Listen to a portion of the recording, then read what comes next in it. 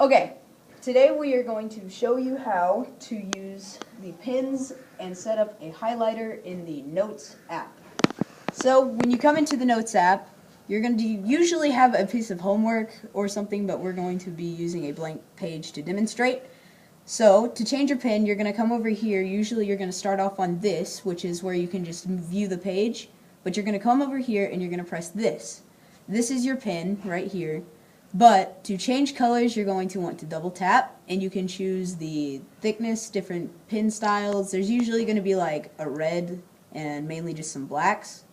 But you can double tap. You're going to want to double tap. It'll work. There we go. And this is how you will get to change to a highlighter. Right here, usually we want to use the 30s, like 37. And you want to change the thickness up to 50. Or somewhere around there, 50, there we go. And then you're going to want to go to ink color to change your color. And usually I would suggest using yellow because it's like a perfect highlighting color. And then to change your pin color, you just come over here, and here is all of your shaded colors. You've got your blacks, your reds, blues, yellows, etc. Everything you would basically want.